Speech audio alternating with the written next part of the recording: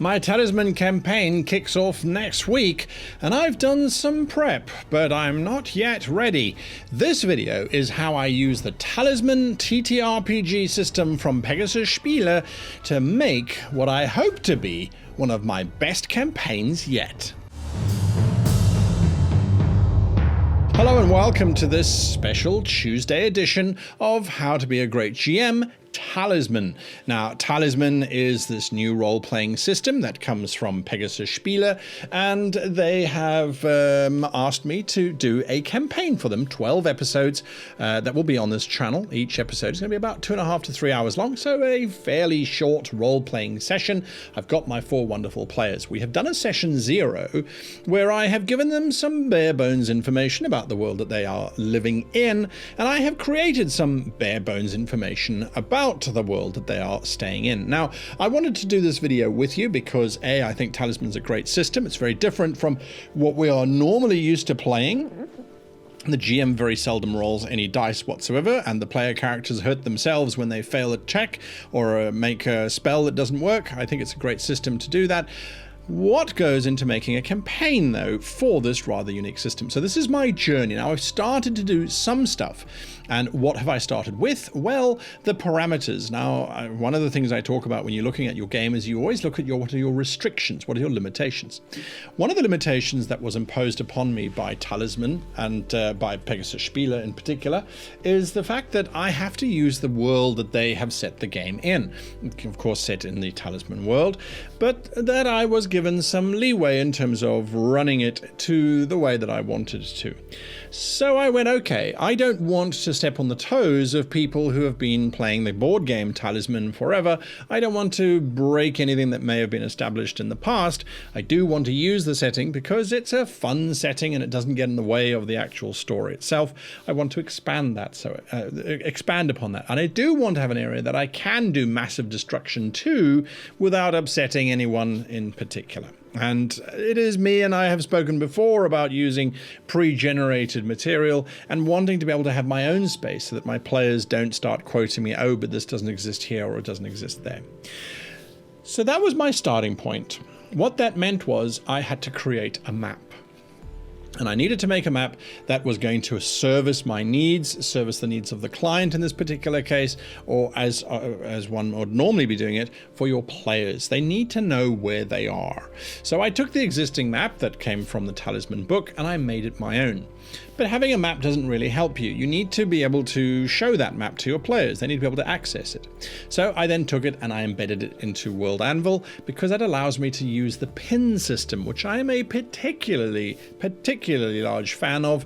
And so that's what I have done. I will now show that to you. Let me just switch here. So I have now done this. This is the Talisman Adventures The Nevermore campaign. So I have created this World Anvil account. These are the things that I have done within the World Anvil space so far. I haven't taken it very much further. Now, something that I do, because I'm a very visual person, was I came up with this initial concept of these things called the Bane Lords. And the reason why is here is the map that I created. I used Wonderdraft to generate this map, and it's on World Anvil, and as you can see, all the pins are there. Now, one of the big things that I have against pre-generated spaces is that I tend to forget what those pre-generated spaces contain, and that can cause issues with my players. So in this particular instance, with putting the pins on, not only did I make the pins and then give me some information as the GM, so I mouse over the tavern and I realize it's run by Niles and Aura Murdo, who make and sell beer from the tavern. And that is canon. That is from the setting of Talisman. So now I know that I'm going to screw that up. If I go to Leyrin, what happens in Leyrin? Well, it's an elvish town with a small harbor. So by dropping these pins in, which is super easy, I can start to keep track of what's going on. Now, in creating a space that I could destroy with impunity, I said, well, this is the original map, this large bulbous sort of turnip-shaped thing here, I guess. Then I wanted more space, so I created another peninsula here, where using the same naming convention that they had used within the Talisman map, I added in some of my own locations, which I can now blow up or destroy or create lore for, which does not come from the Talisman book. So no problems there. And again, I just created some little notes for myself as to what happens in that space. Finally, I realized that they needed to be connected. Now, as far as the Talisman lore is concerned, this ocean, some ships will sail on it, but they'll hug the coast because further out it gets too tumultuous and it starts to become very, very dangerous. So I thought, well, perhaps the reason why this other continent is not so often mentioned, or it's not really a continent, this other peninsula is not very mentioned, is because it's difficult to get through across the ocean, and it doesn't conjoin with the map from Talisman. Now, the map from Talisman ends here at the crags, which is where a lot of dwarven camps are, and they're run by the Tempered Lords. Those are the ones that are responsible for running the dwarvish camps, and there are also troll camps which occasionally elect a chieftain. I only know this because I made that note. It's all part of the lore. Now it's being reminded to me. So yay, big thumbs up for that. But I needed an interconnecting territory. Now, as far as the lore was concerned of Talisman, it simply stated that beyond the crags, as far as the few explorers who dared to go to the lofty peaks of the crags, as far as they were concerned, it was nothing but fog and lightning storms and lava. It was a bad space. And I went, well, that's great. I love bad spaces. That's where the bad things come from, and that's what we want. So I started to flesh out this entire area, saying, well, there's a river that flows into the Talisman space and perpetually has thunderstorms all over it. So let's expand that and see where that river comes from. Perhaps it's a confluence of 3 rivers that creates this one large river, and that's what we're going with. Then there's an entire backstory about the Great Wizard who was responsible for Talisman's bizarre landscaping and all kinds of wonderful and mysterious legends, and I thought that that wizard needs to have some kind of enemy that they would be fighting. So let's put in a giant city in the mist full with evil denizens. What that then did was it started to inspire me in terms of thinking back on campaigns and things that I ran or that I was part of in my developmental years and my teen years. And that inspired me to come up with the idea of the Bane Lords, which live in this dark city of Dar-Gadak.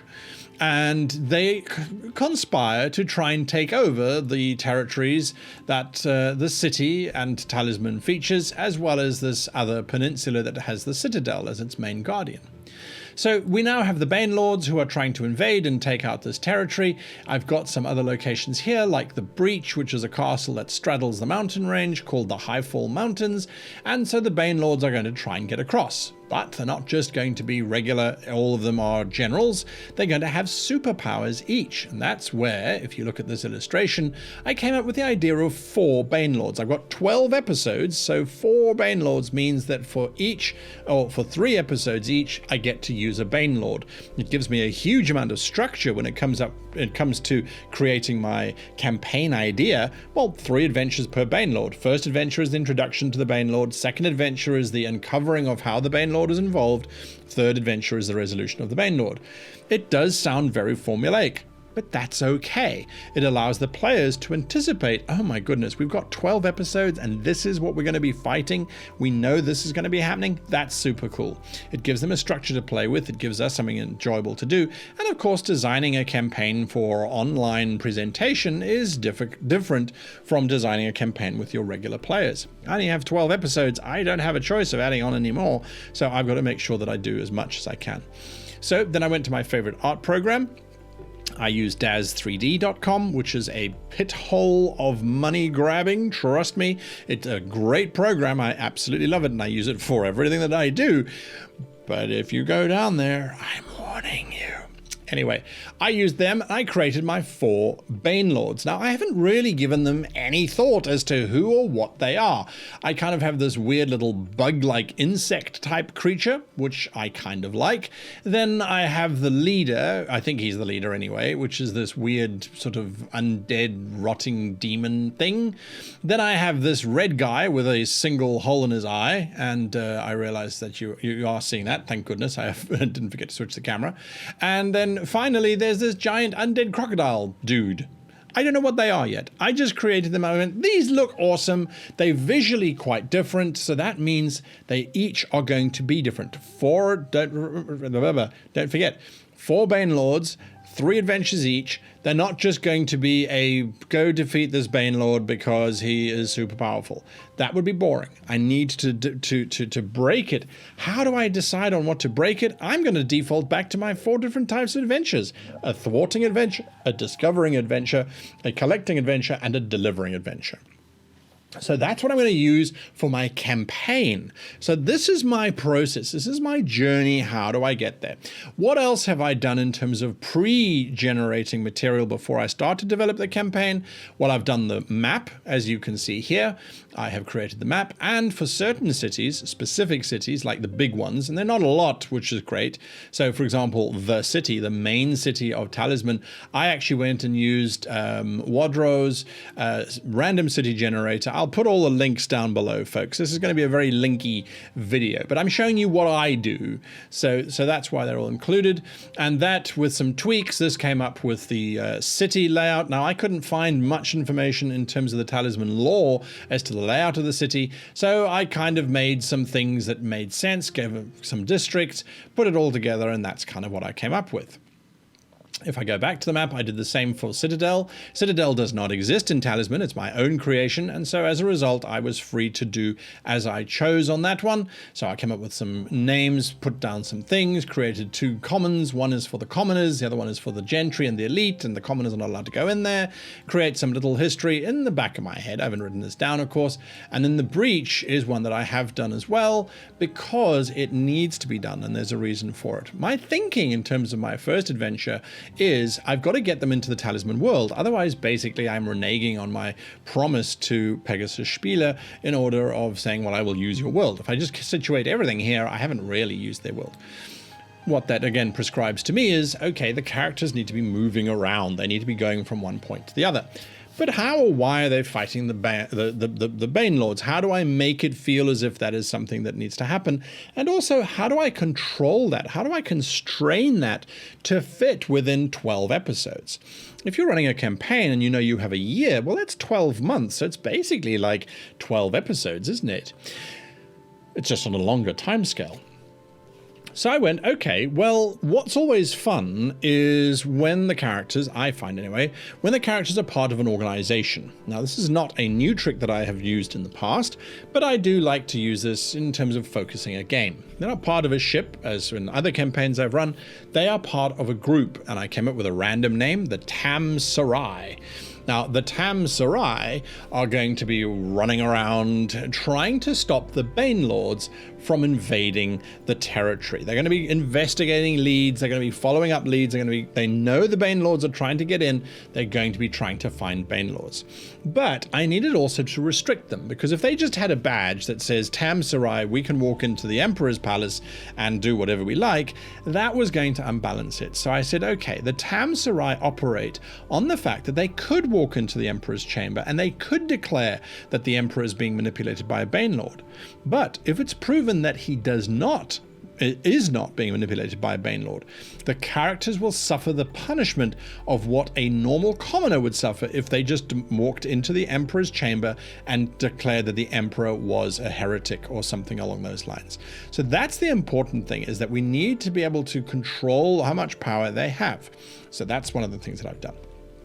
All right, so back to this idea, what are we going to start working on? Well, now that we've got a rough idea of this world, we know we're going to be wanting to move around it. Now we step forward and we start to develop our campaign. So I've got the campaign opened up here. This is the campaign table that I usually use. You can get that free from our website. You go to www.greatgamemaster.com. Then you go into the Great Library, then you go into the Bag of Holding, and then you'll find useful tables. This is in there.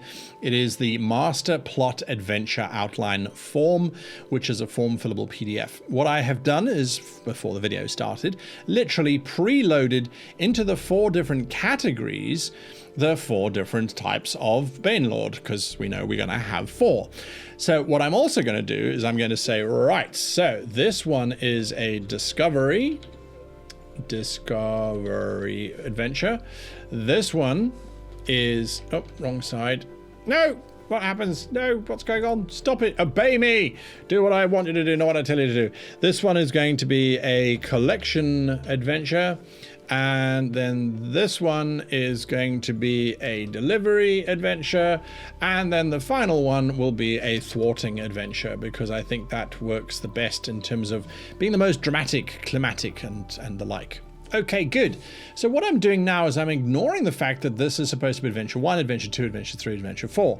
What I'm using is this is the heading, and then I'm going to have introduction, middle, and conclusion for these categories. So that's going to help me sort of keep that going. And then, of course, the final one, realizing the goal. The table was not designed to be operated the way that I'm operating it, but I'm using it because I need to. So when we go in then with discovery, if we go back to our Bane Lords, and this is why I like to do this, is let me go back to the home page. Now on the home page, I look at that and I go, okay, those are 4 very different types of Bane Lords. Which is the one that I want them to face, beg your pardon, which is the one that I want them to face last? Well, that's got to be the cool dude, right? I mean, and for me, the cool dude is the green undead freaky guy with a slight smile on his face. So that is what I want to keep back. When it comes to discovering, well, the big crocodile dude could be fun, but I feel like that's going to be a very physical challenge perhaps, but maybe I'm being too stereotypical. The big bulky crocodile is the one that's big and terrifying just because he has this giant hook-like sword thing. Now that's pretty terrifying. That's a physical confrontation if you ask me. The red guy has got bony spikes everywhere, a single eye, and then a big bone spike thing sticking out of his one hand. That's maybe assassination. That's something that I think is perhaps more predatory, but not as physically predatory as the crocodile. So that leaves me with the little bug dude. Now, the bug dude is quite short. He probably stands like 3 foot tall. What can a bug dude do? Let's work on that. So bug dude, we need a name for him. I don't have a name for him yet. So let me go back to my notes, and the bug dude is going to be in discovery. Okay, so let's see. Let's draw some inspiration, and let's say the bug dude's name is La Orcra. Okay, 10 points to you if you can link discovery to the name Laorca or Lorca. There we go. So that's what I was thinking. Laorca is the Bane Lord, okay? And he is going to be, the players need to go on a journey of discovery. They need to see where they're going. They need they need to discover that there's something's going on. So that means that they don't necessarily know that the Bane Lord is there, or that, let us see, so they need to discover that a Bane Lord is working within a location. Okay, within a location. So all that we do now is we go back to our map and we say, great map, oh map, where can we start? Where's an interesting location? I want them to be all over the world, all over the board, the map. So I think because it makes sense and it allows me to link in some lore dumping information, because what is in this fog? Well, we know kind of that's where the Bane Lords come from, but maybe I want to foreshadow something. I want to say to the players that there is more coming. So then it would make sense for them to encounter the Bane Lords on the edge of this map. So I think we're going to put them into the breach. Let's get them started somewhere here. They go into the breach, and that's where they find this Laorca figure. So let's go back to that, and within the breach. Okay, so remember, it's discovering. So we need to introduce them to the characters within the breach. We need to introduce them to the breach, what's its purpose, all that kind of fun stuff. We then go into the discovery part, well, more of a discovery now. This is the riddle. And so let us say that a murder occurs, and that leads to multiple suspects. Okay, so they're not sure who is what. There's multiple conflicts. And let's just put here lots of politics. I'll work out the politics later. I'm not too phased about that. And then finally, of course, they need to have a showdown with La Orcra. And let's say he What is his superpower? What is his dark power? I think they should all have like a dark Lord power. The way that Talisman monsters work, they traditionally have the Kismet dice. If you don't know what I'm talking about, I suggest you go and watch the Talisman review series that I did last year. There's 3 of them. Go and have a look at how those mechanics work. There's a Kismet dice, and usually the dark fate point that is generated on rolling a 1 on the Kismet dice by the PCs triggers an effect from the character, from the enemy that they're fighting. So I think La'Okra as a Bane Lord, he's an insect. When I think of insect, I think of hive mind, very strong, but again, this hive mind type of idea. So what if La'Okra is capable of infecting the mind of individuals, making drones and things.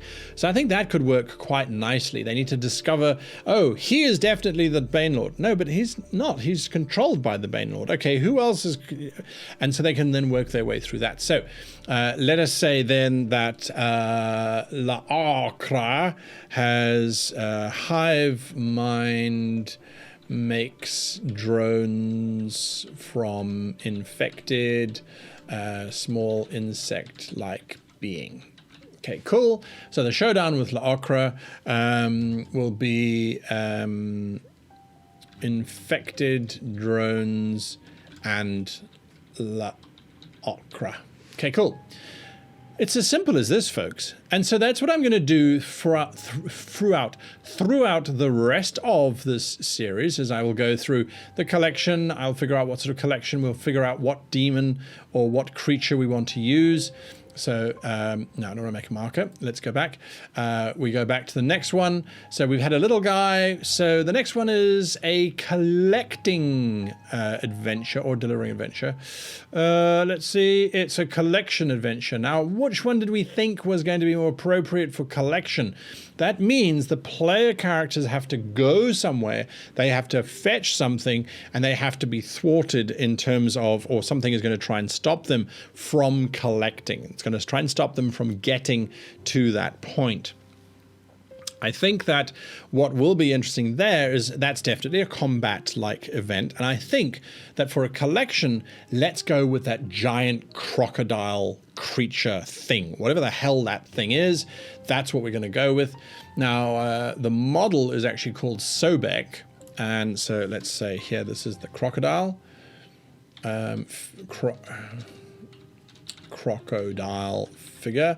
Okay. The model in Daz is called Sobek. So let's call him Sabruk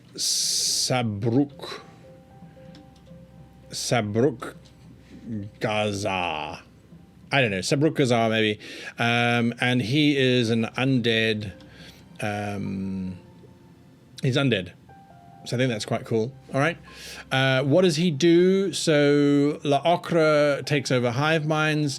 I think that Sabruk Gazar, undead, he can just simply create more undead. That's what he can do, I think. Let's make him a necromancer.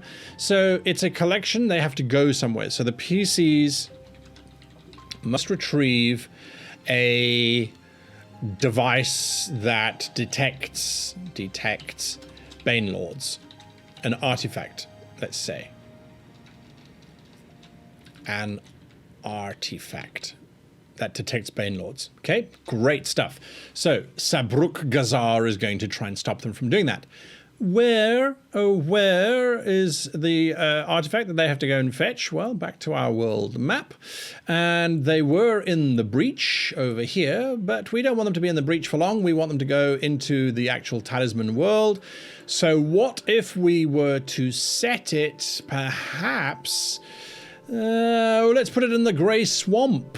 That could be quite fun. I haven't been there yet, and I haven't finished making my notes on the Grey Swamp.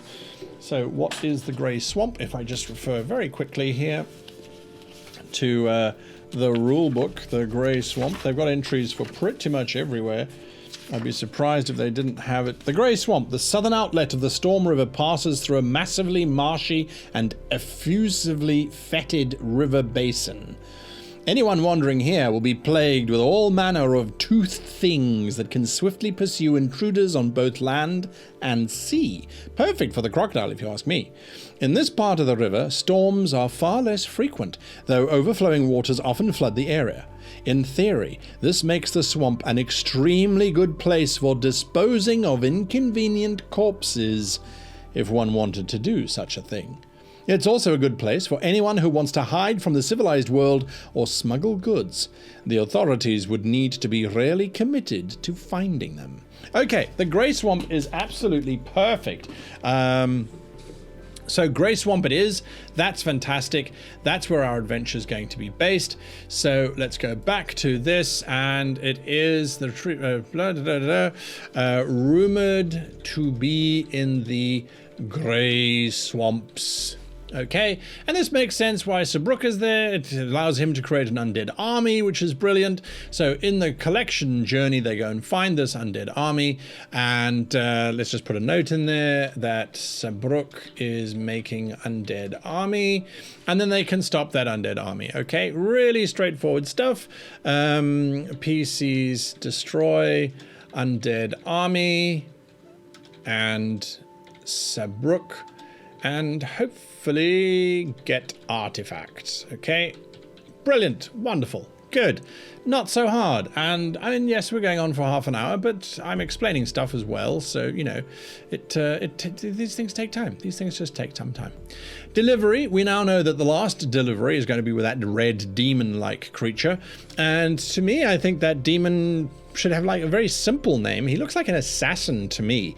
And so we want a name that's not the same as Sabrukazar or La Okra. So I think we could probably just have something like, what about, let's say, I'm thinking of something like the Needler or Piercer or Puncture, or Wound. What about Wound? So he could be Wound becomes Weod.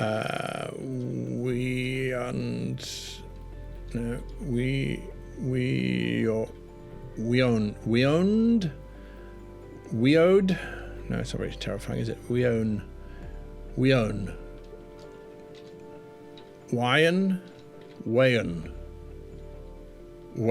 There we go. I'll go with that. Wayan. No, just Wayan. Not Wyung. Wayan. Is that really terrifying? Saying. Roan.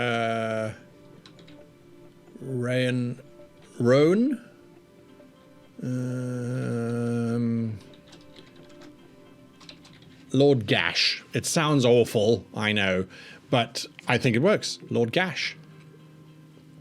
Because it's not slash, right? And so that's how my thinking works. You find a word and you try and play around with it, and then you find another word and you go, that's perfect. All right, so Lord Gash, he is an assassin, okay? And so what do we now need to do? Well, we now go back to our map. We wash, rinse, and repeat, folks. They're in the Grey Swamp. They're done with the Grey Swamp. They need to now deliver something. I think they need to deliver this artifact. They literally need to get the artifact from the Grey Swamp all the way, I would suggest, how difficult do we want to make this, actually?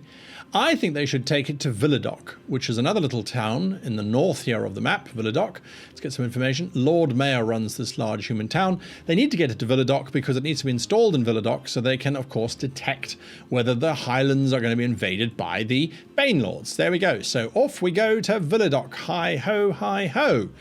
Okay, so PCs must return the artifact to Villadoc so it can be installed to detect Bane Lords. Great stuff. Of course, Lord Gash will be hunting the PCs and trying to stop them. Okay, but we can't just have 3 sessions of Lord Gash trying to hit them. That would be very boring. So Lord Gash needs to figure out exactly what it is that the PCs really don't want to have happen, and then he will try and lure them into a trap. Something that comes to mind is an NPC.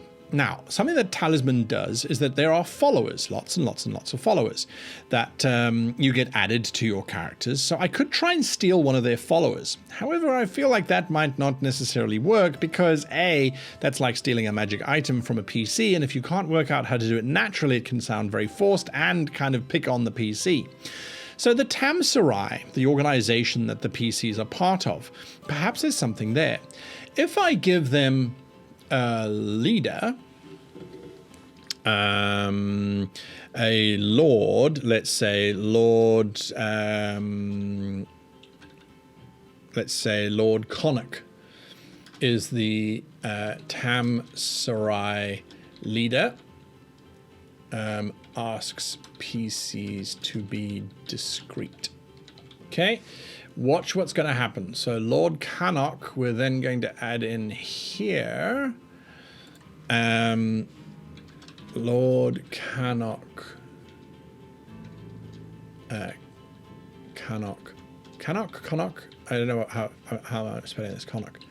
Lord Connacht begs PCs to find Artifact and his son, who went looking before them. Okay, now why do I include the son? Well, firstly, we are introduced to Lord Connacht.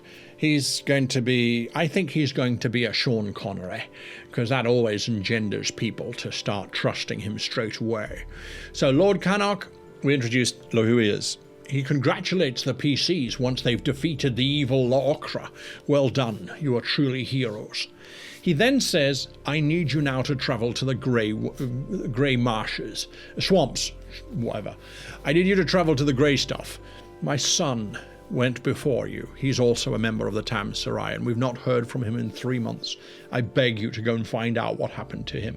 They then go along, they find the artifact, they find the son has been converted into an undead. Lord Connacht is distraught. Then, when we get to the first encounter, Lord Gash makes an attempt on the PCs, so they know that there is this Lord Gash who's running around. Then, Lord Gash kidnaps Lord Connacht and threatens to kill him if the PCs don't show up. And of course then Lord Gash is defeated. Okay, brilliant, great, wonderful. So that's all that we needed to do there. A little bit of retroactive thinking, and again, this is why we don't plan out these adventures in full. We work through them, we add to them, we make our notes, and then we get to the very last one, which is the thwarting of the last Dark Lord, the Prime Dark Lord. So I think he should be called, let's say, Prelate,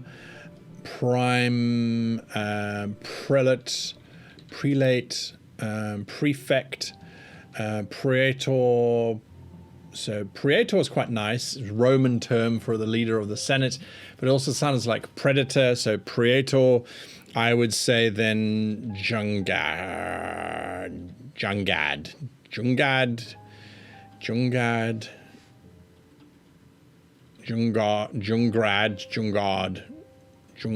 is that terrifying?